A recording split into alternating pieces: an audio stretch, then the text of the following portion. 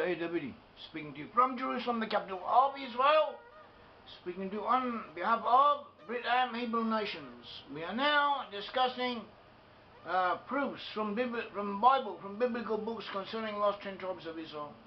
This is one of our mini series. We hope that we will continue going all the way through the Bible, and we will go through each and every biblical book, and we will point to passages that blatantly, obviously, and as clearly as possible refer to the lost 10 tribes, or give us evidence concerning who the lost 10 tribes are. We believe that lost 10 tribes are to be found amongst Western peoples, and we have proof for it. We have proof from it from the Bible, from rabbinical sources, from historical sources, from linguistic sources, from genealogical sources, from all kinds of fields of study, in fact anything which could be considered remotely pertinent to this study, to this concept, to this field of knowledge. We have gone into it, we have looked at it, and we have found evidence confirming the lost 10 tribes now are to be found amongst Western peoples as coherent entities. That is where they are to be found, and this is a fact that must be dealt with and must be realized.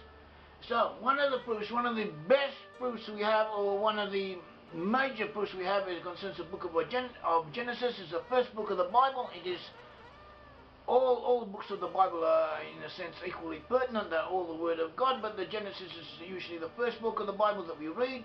It's the first book of the Bible in chronological order, and there, right up there in Genesis, we have quite a bit of evidence of references to blessings and promises to the forefathers that have been fulfilled only amongst Western peoples, especially the English-speaking peoples, and this is proof that they are descended from lost 10 tribes, or that at least the lost 10 tribes are amongst them.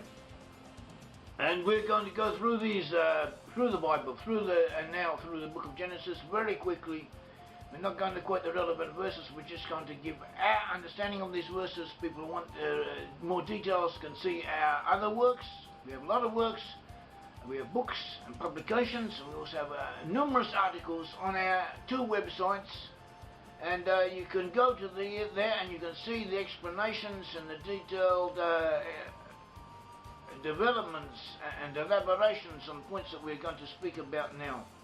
So Abraham was the first Hebrew. Abraham was the first Hebrew. Abraham was promised that through him would all the families of the earth be blessed. See Genesis 12, 3, 26, 4. And Abraham was blessed. First he would become a great and mighty nation, and after that it would be a source of blessing to others. See Genesis 12:2. And those who bless the seed of Abraham will be blessed, and those who curse him will be cursed. Genesis 12:3. Abraham was to become a great and mighty nation in order that all the nations of the earth should be blessed through him. Genesis 18:18. Abraham was promised that several nations would emerge from him, as well as kings and rulers of nations. This was to be an everlasting covenant. See Genesis 17:6-7. And the blessings were given in order that the seed of Abraham should keep the way of the Lord to justice and judgment. The blessings were a means to fulfill the national task as much as reward and promise. There were indeed a reward and a promised blessing to Abraham because of the life that Abraham had lived, because God had chosen him. But in addition to that, they were part of an obligation, of a task, a mission in existence in history that his descendants would have to fulfill. And the prerequisite towards fulfilling this task, this national obligation, was to become great and mighty in order to have the power, in order to do what had to be done. And all nations of the earth were to receive a blessing via the seed of Abraham. See Genesis 18:19, 22:18. Abraham was promised that his seed would gain possession of all major worldwide strategic thoroughfares, the gates of their enemies. Genesis 22:17. There would be as numerous as stars of heaven and as the sands of the seashore. Genesis 22:17. The blessings were unconditional. They have to be fulfilled at some time or other, no matter what. They were not contingent on good behavior, at least at a primary stage. At least the blessings would be fulfilled, and then it would be seen what use or how the power or the ability that have been placed in the hands of the sons of Abraham, how they would use it, and whether or not they will fulfill the national goals and tasks that had been expected of them. And we can see that this was not obligatory, that it was not conditional, that at all events the blessings had to be fulfilled. In Genesis 28:15, also Numbers 23:19 to 20.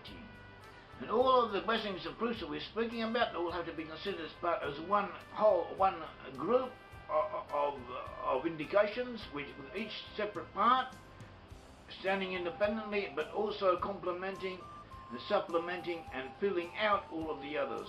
And this, all of the evidence is of that nature. Every point of evidence and proof that we bring has to be considered as part of a gigantic jigsaw,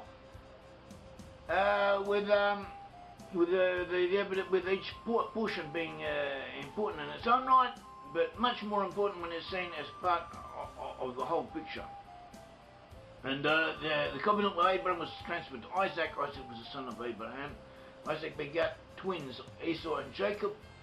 Esau was also to receive great blessings, see Genesis 27:39, and countries such as Austria and Germany. The nation Rome had a good portion of descendants of Esau amongst them. They're not saying that all the people in those nations descend from Esau. Esau is also known as Edom. But amongst their ruling elites and their founding elements, their foundational elements, and those who formed their national character, there were to be found the descendants of Esau. Esau was to live by a sword and become a warrior, ruling people, as the ancient Romans were, and so a part of the Germans and the nobility of Central and Eastern Europe also were. And see Genesis 27:40, and one of the characteristics of Esau is that he hates Jacob. See Genesis 27:41. Jacob received the blessing of the covenant, but Esau did not. Esau did not receive the blessing of the covenant. Esau received a compensatory prize, as if to say. He was also blessed, but his blessing was a subsidiary, was secondary to that of Jacob. See Genesis 27:37, 28:2 to 3, and also book of Malachi, chapter 1, verses 2 to 3. Jacob was blessed that he should receive the blessing of Abraham and Isaac and become a community of peoples. Peoples in the plural, not as English translates it. See Genesis 28:2 to 3, it would become a community of peoples, a kahal amim in Hebrew. Jacob was given the additional name Israel. Jacob is also known as Israel. See Genesis 32:8 and 35:10. Jacob, that is Israel, had 12 sons, Genesis 26, Genesis 36:22. These 12 sons became the 12 tribes. One of the sons of Jacob was Joseph, who had two sons, Manasseh and Ephraim. From the children of Joseph emerged the English-speaking nations. Ephraim became Britain and her offshoots, such as Australia, New Zealand, South Africa, Canada. And Manasseh gave rise to the USA. We're not saying that everyone in those nations belongs to these tribes. We are saying that these tribes were amongst the Israelites who were in these nations, and also these Israelites are only a portion of the total populace. But they have a significant element there, and they have a determinative status and determinative influence. And amongst them were to be found Ephraim amongst the English-speaking groups, and Manasseh amongst the USA.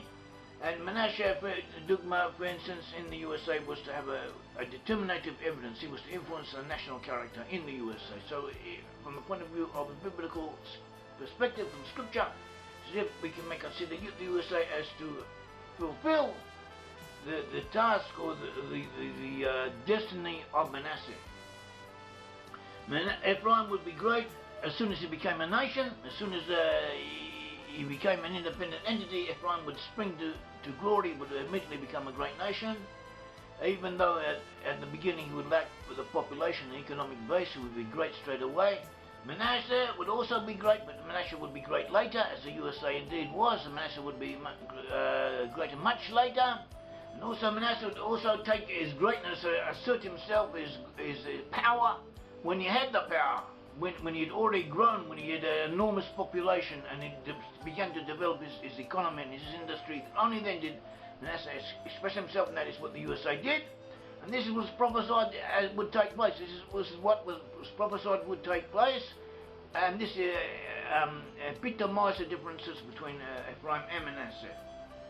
We have an article on this on our website. See, Ephraim comes first, Melbourne on Joseph. It's based on the chapters Genesis chapters 48 and 49. In the end times, Joseph will return to the land of Israel. Genesis 48:20. Joseph will have been blessed more than the rest of the tribes put together. See Genesis 48:21. Each of the tribes received its own blessing. Before he died, Israel, as Jacob predicted what would happen to the 12 tribes in the end times. See Genesis 49:1. Reuben will become prominent, dignified, and powerful. We would not be the leader on the whole. Genesis 49 verses 3 to 4. Also 1 Chronicles 5 verses 1 to 2. We identify Reuben as the French. Simeon and Levi would have similar qualities as brothers. They would be scattered throughout the rest of Israel. They will be known for their fierce fanaticism and as guns for hire, as law officers, and also as school teachers. See Genesis 49, 5 to 7. We find these people amongst the Irish, amongst the Jews and the Levites, and also amongst the USA. Many of the policemen are descended from Irishmen who are in turn, in this case, from Simeon and Dan.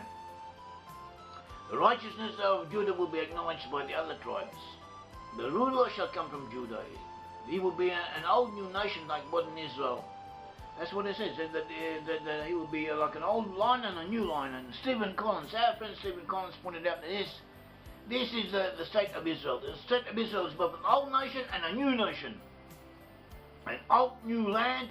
The old new land was the title of the book that Theodor Herzl, the founder of modern Zionism as we know it, he wrote a book called Old New Land, The Old New Land, describing how he depicted the future land of Israel to develop, to be, and whether consciously, unconsciously, he was taking this expression from the blessing to Judah, that Judah would be both an old line and a young line at one and the same time. And the nations all around will be afraid of Judah, as was prophesied.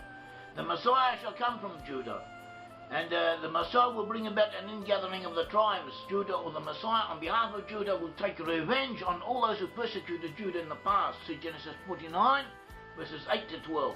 The Zebulun, the tribe of Zebulun, would dwell on the shores of the sea, like the people of the Netherlands do. 2/3 of the people of the Netherlands dwell on the seashores. Literally speaking, they are underneath the level of underneath sea level, or they are subject to periodic flooding from the sea. But we're not for dikes and for dams and all kinds of waterworks. And this is the only country in the world about this, which this may be said. This is where the tribe of Zebulun settled. And we even have Ptolemy, and the map of Ptolemy are people known as Zebulun Goy. In other words, in Hebrew, the people of the Goy, the people of Zebulun who were settled in that region. And we have other evidence as well pointing in this direction. Issachar will be a neutral country in a mountainous area like Switzerland. Its people will be hard-working, homebound types, like those of Finland and Switzerland. In both nations we find descendants of Issachar. See Genesis 49, verses 14 to 15. Dan will assert his Israelite ancestry. Dan will strike the enemy from behind and save Israel. See Genesis 49, 16 to 18. Dan is mainly in Denmark, but also partly in Ireland. The enemy spoken of may be Germany, but we cannot say. We are not prophets. We can only deduct from what we know and from what the sources tell us. Gad will be split into different sections that nevertheless act in concert. They may be conquered, but later they will overcome their conquerors. See Genesis 49:19. We identify Gad with Sweden. Asher will be rich and enjoy a high standard of living. Genesis 49:20, we identify Asher, the Israelite tribe of Asher, not to be confused with Ashur, Assyria. Ashur is Assyria in Hebrew, and Asher is the tribe of Asher. And it's easy to confuse the two, but they're totally different entities. Ashur is Assyria, Asher is an Israelite tribe of that name. Ashur is from the root Ashrei or Asher, meaning happiness or contentment. It is also related to a similar root Osher, connoting richness. Naphtali will be like a female deer and have good and bad qualities. Naphtali, articles about Naphtali, and Naphtali will have caused damage to the Israelite nations, but eventually Naphtali will utter good words on behalf of all Israel, see Genesis 49:21. We identify Naphtali with Noah, as we said. Joseph would have been blessed with a great many people, populating overseas colonies such as Canada, the USA, Australia, New Zealand, and South Africa. See Genesis 49:22. Joseph will have many enemies who will fire missiles at him. They will fire missiles at Joseph and hate him. They will try to destroy Joseph. But Joseph will beat them all. He will beat all of his enemies. The God of Israel will help him. Joseph will be blessed with the control of much of the world's mineral resources and with agricultural plenty. Joseph will be blessed more than the rest of the tribes put together. See Genesis 49:23-26. In fact, Joseph will be blessed more than the rest of the world put together. These prophecies have been fulfilled through the British Empire and the USA, the British Dominions, and those nations who we identified as having a significant portion of the descent of Joseph, both Ephraim and Manasseh amongst them. Benjamin, like Judah, Benjamin is associated with Judah. Benjamin is part of Judah. He will take revenge along with Judah, apparently, Benjamin will take revenge on the enemies of Israel. See Genesis 49:27. So that is the book of Genesis in a thumbnail sketch. We haven't gone in to quote the sources, but the sources are there. They are obvious, they're quite clear, and we have given you an overall view of what the book of Genesis says concerning the 10 tribes of Israel, or concerning which prophecies enable us to identify other nations with the 10 tribes of Israel. And we have skipped over certain other aspects of the book of Genesis. For instance, it has a symbolic value. Joseph became the leading ruler, the effective ruling man of the country of Egypt, which was the most powerful country in the world. He saved his brothers and his father's house, and he saved the rest of the world, the rest of the known world at his time, from famine, from dying of starvation. And he fed them and he supplied them, so to the descendants of Joseph through Britain, the British Dominions, and especially the USA in our time, have fed and kept and maintained and delivered the rest of the world from very dire circumstances. And no other nation has done this to the degree that the USA has done. And this is another proof that they too are from the tribes of Israel, especially from Joseph. We saw that Joseph, it says that Genesis ends up telling us that Joseph saw the third generation of the children of Ephraim, and the children of Machir, son of Manasseh, were brought up on his knees. See Genesis 50:22. The name Machir, son of Manasseh, was given to America. America is named after Machir. Actually, America is named after Amerigo Vespucci. Amerigo Vespucci received his name from a Latin permutation from a Latin Americos, which was a Latinized version of the Hebrew Ha-Machiri, meaning belonged to Machir. It was the name of Jews in that area, and also of non-Jews adopted the name, and adopted people identified with that name, but they changed it to America, so indirectly Amerigo Vespucci was named after Machir, son of Manasseh. Amerigo Vespucci was an Italian sailor in the employ of the British, or the English at that time. He proved that America is a continent and is a separate, not part of Asia. He sailed around it, and due to the maps he drew and so on, and America received its name in his honor, or through him, and he received his name in honor of Ha-Machiri, or Machir, the son of Manasseh. So indirectly, the continent of America was named after Machir, the son of Manasseh, and from this fact that the Bible goes to lengths as if to say, to point out that the sons of Machir were brought up on the knees of Joseph, indicates to us that at the end times there will be an arousal amongst the Americans, and also amongst the other descendants of Joseph, amongst the children of Ephraim, and they will become aware of their Israelite ancestry, and they will become aware that they are descended from Joseph, and they will act in accordance. Thank you very much. This is Yair Davidi. I've been speaking to you from Jerusalem on behalf of Brit and Hebrew Nations. Thank you.